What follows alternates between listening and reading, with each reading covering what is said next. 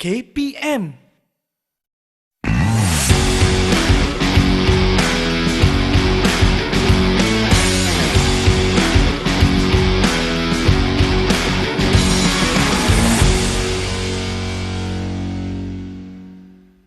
Hai, Assalamualaikum warahmatullahi wabarakatuh dan selamat sejahtera bertemu kembali dalam Diet dan Nutrisi.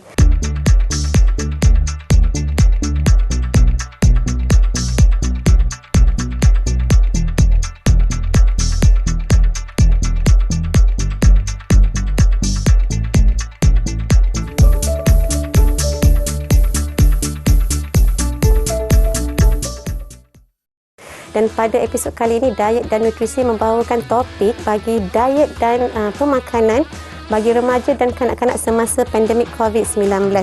Seperti yang kita tahu, kita dah berada dalam pandemik ini dalam tempoh jangka masa yang panjang bermula dari tahun 2020 pada tahun lepas. Kita start lockdown pada bulan Mac sehingga hari ini kita masih berada dalam pandemik COVID-19. Dan disebabkan dalam pandemik ini juga ada beberapa kajian sebenarnya yang dilakukan untuk melihat bagaimana kesan pandemik itu sendiri kepada remaja dan juga kepada kanak-kanak. Hasil daripada beberapa kajian yang dilakukan oleh saintis menunjukkan kesan pandemik COVID-19 ini mengubah cara pemakanan remaja dan juga kanak-kanak. Apa yang berlaku dalam tempoh pandemik ini apabila kita sebut tentang diet dan pemakanan, ia mempengaruhi corak pemakanan mereka yang mana dilihat dalam tempoh pandemik ini low dietary habit atau poor dietary habit berlaku di kalangan mereka, yang mana ada yang menyebabkan pertambahan berat badan dan juga menyebabkan kekurangan berat badan. Kedua-dua perkara ini berlaku di kebanyakan negara, termasuklah negara Malaysia. Itu antara kesan daripada pandemik terhadap corak pemakanan. Selain daripada perubahan daripada segi corak pemakanan itu sendiri, kesan pandemik COVID juga mempengaruhi physical activity. Kita tahu disebabkan oleh pandemik COVID-19, kanak-kanak dan remaja tidak dapat keluar untuk bersukan, tidak dapat keluar untuk membuat aktiviti fizikal. Jadi secara tak langsung menyebabkan mereka mempunyai sedentary lifestyle ataupun aktiviti fizikal yang lebih rendah.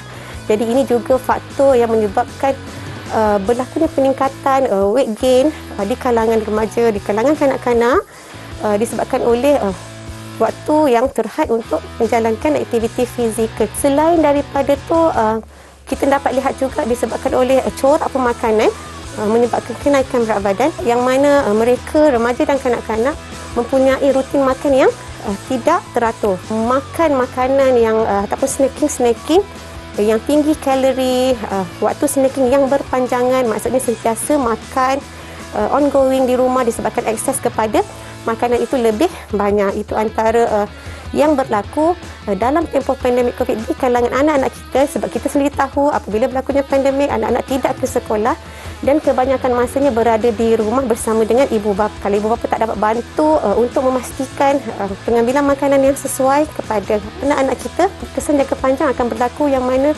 akan mengganggu pembesaran remaja dan kanak-kanak itu sendiri. Jadi itu antara situasi yang sedang berlaku di negara kita, sedang berlaku di negara lain juga, dan sebenarnya kita perlu membuat sesuatu untuk pastikan kita tahu diet yang sesuai untuk remaja dan kanak-kanak dalam tempoh pandemik COVID-19 ini.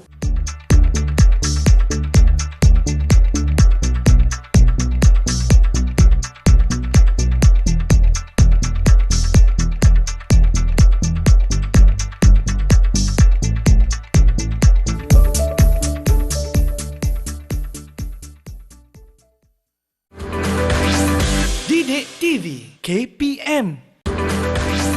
Didik TV KPM.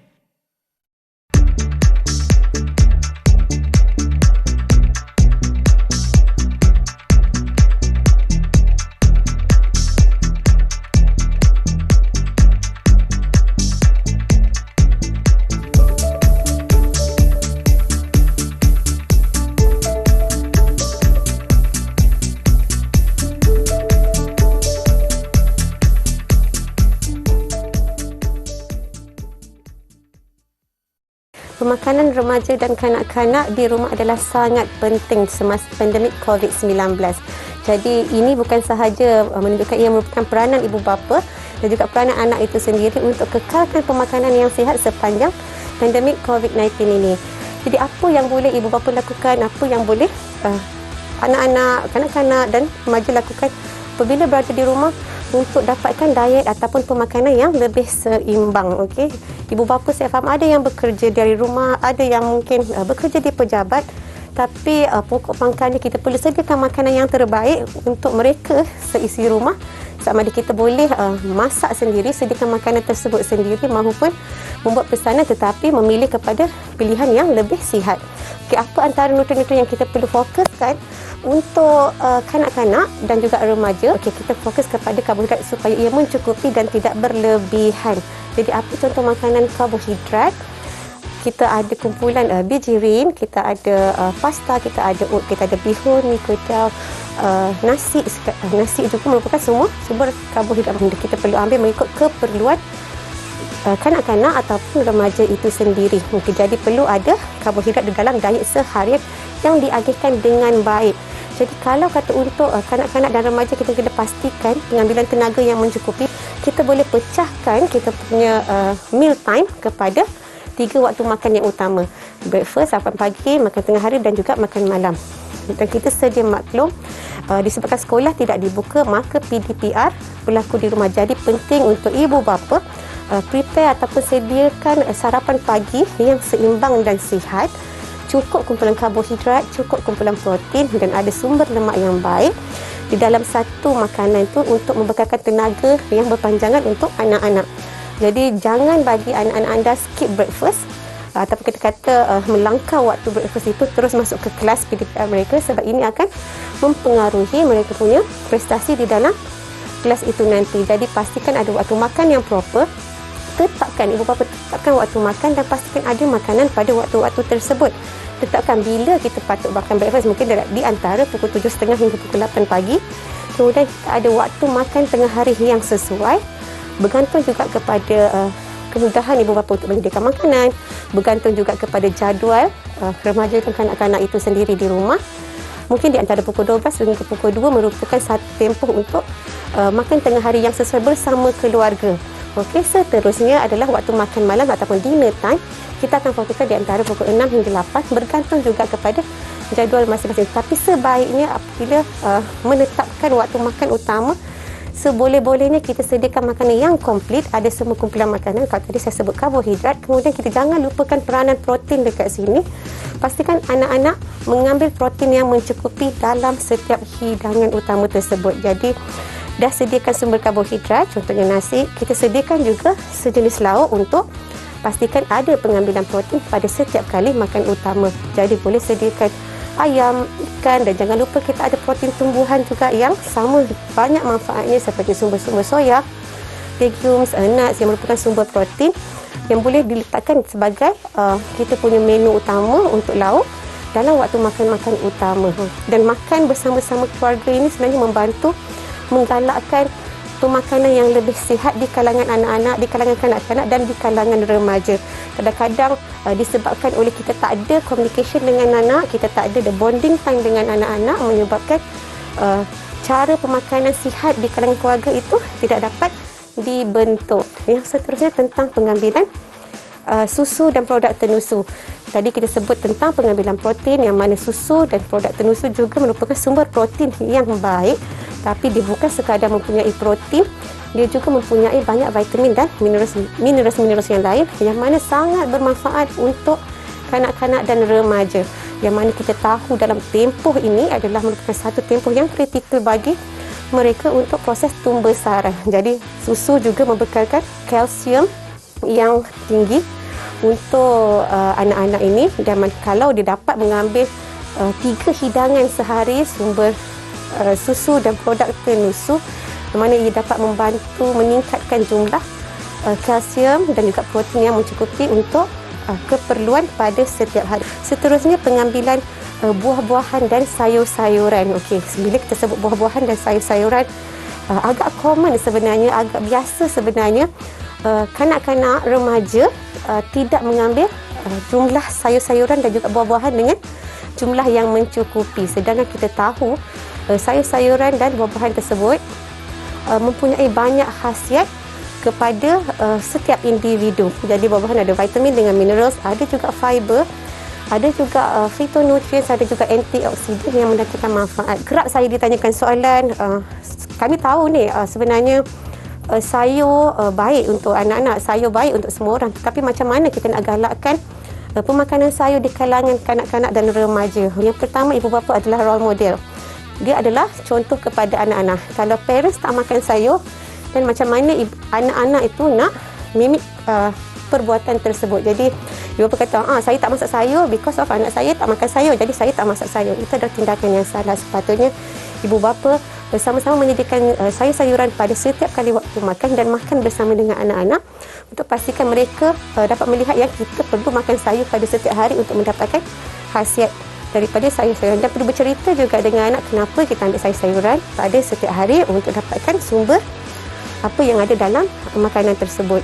Kemudian untuk mereka yang picky eaters ini juga yang susah nak ambil sayur, sebenarnya ibu bapa perlu kenalkan sayur-sayuran ni daripada kecil lagi. Bukan bila dah besar baru kita paksa dia nak makan sayur, tidak. Daripada awal dia lahir, daripada tempoh dia start guna makanan pelengkap, kita dah start untuk introduce sayur-sayuran dengan pelbagai rasa. Pada awal itu pun dah membantu anak-anak untuk mengenali pelbagai jenis rasa makanan. Jadi penting untuk introduce sayur-sayuran, buah-buahan lebih awal daripada kecil lagi, apabila dia start je makanan pelengkap selepas berumur 6 bulan. Kemudian kalau kata dia tak makan sayur, cuba untuk ajak anak-anak tu sama-sama menyediakan sayur-sayuran. Menyediakan sayur-sayuran, pilih sayur-sayuran yang dia rasa dia boleh makan, kemudian ambil sayuran tersebut, tanya pula dengan anak-anak remaja mungkin yang lebih besar kan. Kita boleh suruh dia cadangkan, apa you nak makan dengan sayur ni? Mama masakkan, tak apa, kita masak sama-sama. Jadi suruh dia pilih makanan, kita suruh dia potong dan kita masak mengikut apa yang dia rasa nak makan. Jadi dengan cara itu kita tahu dia nak cuba untuk makan sayur dengan cara yang dengan cara masakan yang dia suka. Itu antaranya. Dan seterusnya, ataupun kita boleh cadangkan juga untuk pastikan ada pengambilan sayur-sayuran. Kita kena pastikan kita boleh sediakan one pot meal. One pot meal ni maksudnya kan dalam satu hidangan tu kan kita letakkan semua sekali. Ada sumber karbohidratnya, ada sumber proteinnya, ada juga sumber sayur-sayuran dalam tu. Jadi dengan cara tu kita tak perlu masak banyak jenis lauk, tapi kita pastikan dalam setiap lauk, dalam satu meal yang kita masak tu dah seimbang. Kita mungkin masak sup sayur, kita letak ayam, ataupun kita buat tom yum, kita letakkan sayur yang pelbagai jenis dan kita letakkan sumber protein juga. One pot meal pun membantu untuk meningkatkan ataupun menggalakkan anak-anak remaja kita, kanak-kanak untuk mengambil sayur pada setiap hari. Dengan cara itu remaja dan kanak-kanak boleh tingkatkan pengambilan sayur-sayuran apabila dia memahami kepentingan sayur-sayuran tersebut dalam meningkatkan sistem imun, dalam membantu tumbuhbesaran dia. Jadi penting untuk kita fahamkan mereka tentang kebaikan sayur-sayuran. Begitu juga dengan buah-buahan. Ada juga yang tanya, anak saya cuma makan buah, tak makan sayur. Jadi boleh ke tak boleh? Boleh atau tidak itu bergantung sebenarnya, tapi kita kena faham yang buah-buahan dan sayur-sayuran mempunyai fungsi yang berbeza, mempunyai nutrien yang berbeza. Sebab itu kita tekankan konsep kepelbagaian. Jadi apa yang ada dalam sayur-sayuran tak ada dalam buah-buahan. Jadi dia saling melengkapi. Jadi kena pastikan jugalah anak kita ambil buah-buahan yang pelbagai warna. Begitu juga dengan sayur-sayuran yang pelbagai warna, yang mana nutrien dalam buah-buahan dan sayur-sayuran itu saling melengkapi. Kita tak nak nanti kalau kata anak saya suka makan kangkung, jadi hari-hari dia makan kangkung, jadi dia dapat vitamin kangkung sahaja pada setiap hari. Vitamin-vitamin lain mungkin dia tak akan dapat. Begitu juga dengan buah-buahan. Anak saya suka makan orange, jadi dia dapat vitamin daripada orange je. Bagaimana juga pula vitamin daripada makanan ataupun buah-buahan yang lain.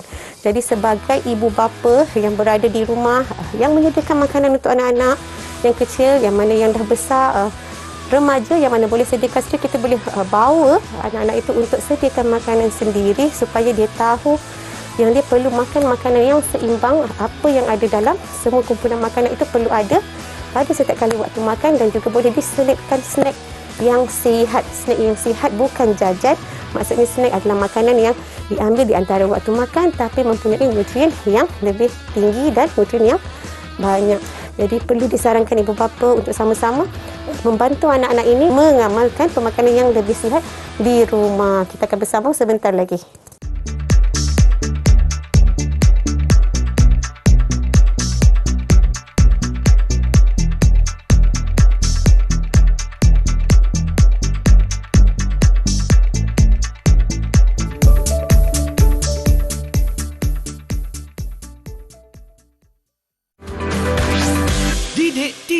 KPM.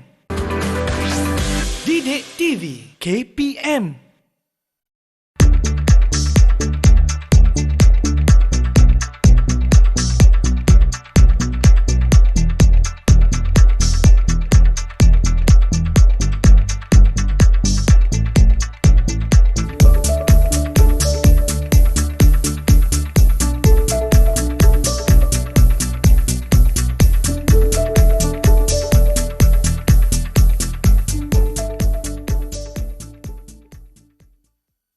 Okey, jom ibu bapa sama-sama kita pelajari tips-tips yang boleh dilakukan oleh ibu bapa untuk pastikan dalam tempoh pandemik COVID-19 ini anda memberikan nutrisi ataupun pemakanan dan diet yang terbaik untuk anak-anak di rumah, khasnya untuk mereka kanak-kanak dan juga remaja yang dah tentu tak ada akses untuk menyediakan makanan tersebut. Okey, apa antara tips yang boleh parents lakukan? Kita tahu dalam tempoh pandemik kita keluar dengan tempoh ataupun jangka masa yang limited.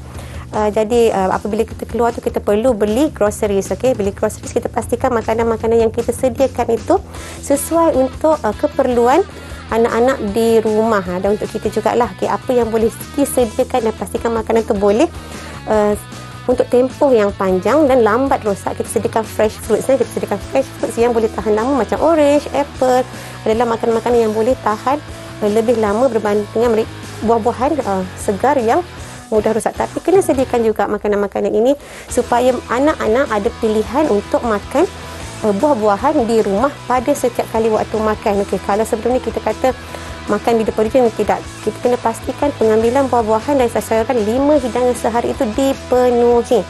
Jadi setiap kali waktu makan utama pastikan ada buah. Snacking pun sama, pastikan jadikan buah-buahan itu sebagai salah satu makanan snack untuk anak-anak. Yang seterusnya kita dah sediakan fresh fruits, kita swap kepada healthy, makanan yang sihat, makanan dalam tin tapi dia sihat.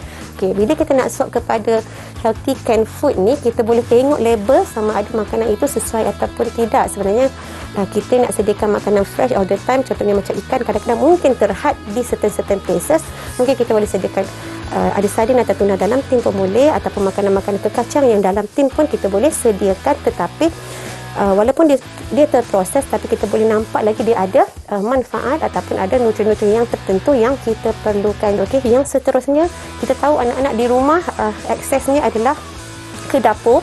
Aktiviti di rumah juga terhad, sama ada dia akan masuk ke kelas, kemudian dia akan berhenti, dia akan ada aktiviti di sekitar rumah sahaja. Jadi penting untuk ibu bapa sediakan snack ataupun healthy snack, kita kata, yang mana anak-anak kita boleh makan apabila mereka rasa lapar. Okay, janganlah sediakan makanan yang unhealthy lah. So kita sediakan keripik lah, kita sediakan makanan yang tinggi dengan gula, makanan yang tinggi dengan garam. Sedangkan kita perlu limitkan makanan-makanan tersebut. Sediakan makanan-makanan yang berkhasiat dijadikan sebagai snack. Jenis-jenis kekacang, kita boleh sediakan nuts, kita boleh sediakan buah-buahan kering, buah-buahan, telur pun boleh dijadikan sebagai snack sebenarnya. So itu penting untuk pastikan apabila anak-anak kita lapar, dia tahu apa yang dia boleh makan. Dan boleh sediakan juga yogurt dijadikan snack, susu juga boleh dijadikan snack, yang mana kita tahu itu adalah pilihan-pilihan makanan yang tentunya lebih sihat dan lebih seimbang untuk kanak-kanak dan juga remaja.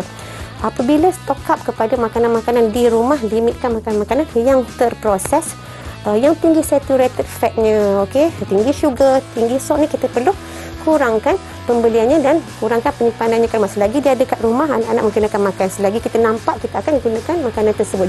Dan pastikan ada waktu makan yang sesuai dengan anak-anak, waktu fun dengan anak-anak untuk sediakan makanan dan boleh makan bersama-sama. Jadikan itu satu budaya dalam keluarga walaupun tempoh pandemik, untuk kita ada bonding dengan anak-anak di rumah. Pada masa yang sama kita menjaga corak pemakanan, diet pemakanan mereka di rumah, dan pastikan mereka mendapat semua keperluan makanan untuk pembesaran dan juga boleh mengelakkan jangkitan COVID dan juga untuk menguatkan sistem imuniti mereka dalam tempoh pandemik.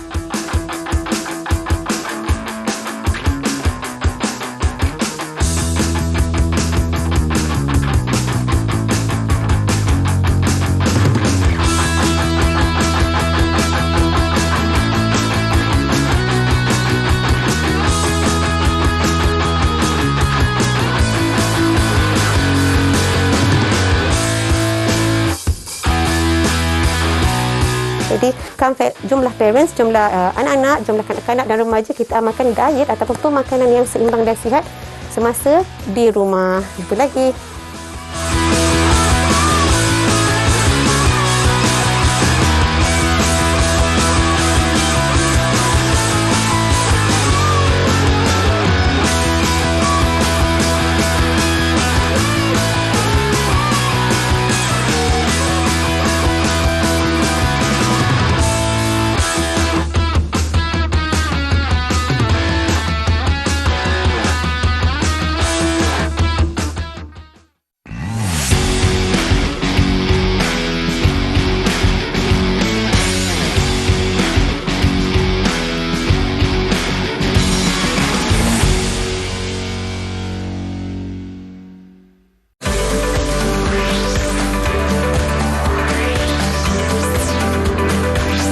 Didik TV KPM